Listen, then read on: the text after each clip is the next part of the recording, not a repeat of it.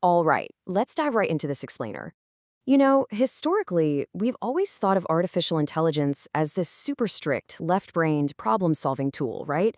Just crunching numbers and analyzing giant spreadsheets. But today, we're looking at a massive paradigm shift. AI is no longer just analytical, it's actually highly creative, and it is fundamentally transforming the industries of art, music, and gaming. So, we're going to explore exactly how these machines evolved from simple calculators into literal digital artists, musicians, and game designers. Here is our roadmap for the explainer. We're going to cover AI-generated art, AI in music, and AI in game development. Then we'll tackle the challenges and biases and wrap up with evaluation metrics. Let's get to it. Kicking things off with Section 1, AI-generated art. Algorithms as digital artists. Imagine you want to take a normal, everyday photograph you snapped on your phone and transform it into a breathtaking painting that looks exactly like it was painted by Van Gogh himself. Well, the AI does this through a really delicate balancing act called neural style transfer. It's almost like a tug of war.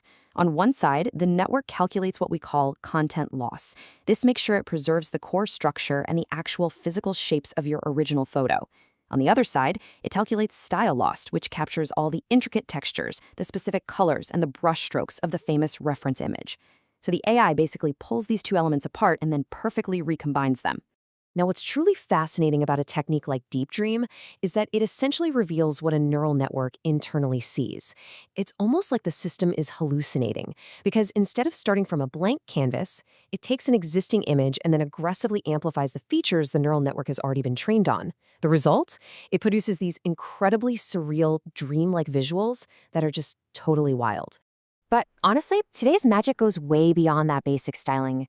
Looking at the latest art trends between 2024 and 2026, we're relying heavily on incredibly advanced diffusion models. We have moved into full text-to-image generation, where we can control these digital artists with just a handful of text prompts. And even more impressively, we are seeing multimodal generation. This means a single system can flawlessly blend text, images, and video together, the whole shebang. It's a massive leap. Moving right along to Section 2, AI in music, composing music with code. So let's step off the canvas and into the recording studio. Picture an AI acting not just as a beat maker, but as an entire band playing multiple instruments at once. This is exactly where MuseGAN comes in. It utilizes generative adversarial networks to actually understand the structure of time in music, what we call temporal dependencies. It uses this to generate a bass line, the drums, and lead instruments simultaneously, all in perfect harmony.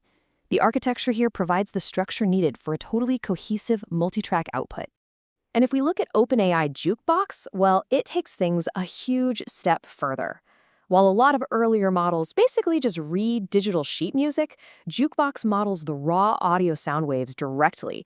This is a real game changer.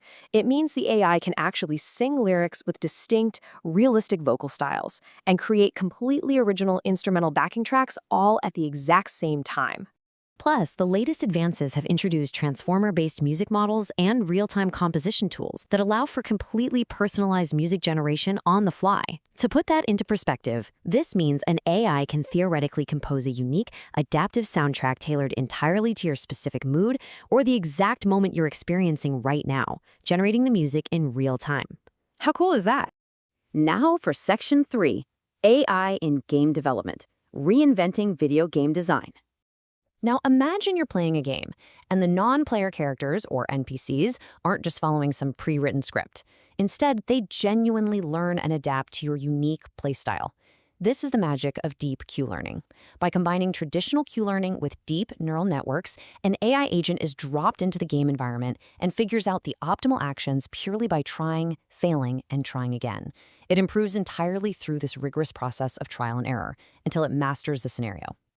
But here's the catch. Trial and error can easily break down in a vast, unpredictable video game world. That is exactly why Proximal Policy Optimization, or PPO, is so widely used in modern game AI and simulation systems. PPO is a policy-based method that smooths out that learning curve. It keeps the complex training stable and reliable, ensuring that performance keeps improving without the system randomly forgetting what it's already learned. These are the exact underlying mechanics powering procedural-level generation, scaling adaptive difficulty, and creating those incredibly realistic NPC interactions in the games we play today. The game effectively built itself around you as you play. The difficulty adjusts dynamically based on how well you're doing, and the characters you meet actually respond intelligently, rather than just reading down a static dialogue tree. This brings us to Section 4, Challenges and Biases, the Ethics of AI Creativity. Now, as we pivot to the real-world implications of all this power, we have to talk about some very real ethical and technical challenges. As we can see here, AI systems directly inherit human flaws from their training data, leading to distinct biases across all these creative fields. For instance, AI art often has a cultural bias, skewing heavily towards specific aesthetics based on its training sets. AI music might suffer from genre bias, totally ignoring niche musical styles. And behavioral bias in gaming can dictate how agents act based on a very narrow slice of gameplay data. We are impartially observing some massive hurdles here. There are intense ethical debates raging over the ownership of AI-generated content, like who actually owns that piece of AI music? There's also this serious threat of deepfakes and the misuse of these tools, alongside stark fears about the replacement of human creativity. And, technically speaking, we're seeing heavy burdens too, like massive computational costs, intense data dependency, and a real lack of interpretation, where we honestly don't always know how the AI reached its creative conclusions. Finally, Section 5, Evaluation Metrics, Measuring the Unmeasurable. This brings up a truly fascinating philosophical challenge. How do you objectively measure something as highly subjective as human creativity? Well, AI practitioners try to quantify the unquantifiable using strict metrics. For image quality, they use FID, or Fresh at Inception Distance. For evaluating both realism and diversity, they use the Inception Score, or IS. But here's the thing, even with these complex math formulas, we still have to rely heavily on direct human evaluation for true subjective assessment. When we look at reinforcement learning for games, creativity and success are strictly measured through mathematical reward functions, policy performance, and sample efficiency. So it's really less about aesthetics and much more about optimization. Did the agent maximize its reward function? Is the policy performing effectively? And how efficiently did it learn from the samples provided? Looking ahead, researchers are actively developing new multimodal evaluation methods and entirely unique creativity scoring systems. And what's interesting is that because these tools are increasingly being designed for human-AI collaboration, working with creators rather than replacing them, the metrics are shifting to measure how well the AI actually collaborates and enhances the human workflow. Ultimately, understanding both the raw power and the distinct limitations of creative AI is what will truly define the future of this rapidly evolving field. At the end of the day, it really comes down to this core idea. Balancing relentless innovation with absolute fairness and ethical responsibility remains essential. Thank you for joining me for this explainer.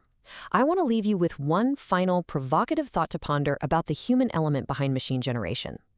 As AI continues to define the future of creativity, when the machine generates the art, the music, or the game, who is the true creator? Is it the programmer, the prompter, or the algorithm itself? Who ultimately holds the brush? Keep that question in mind as you watch this incredible technology unfold.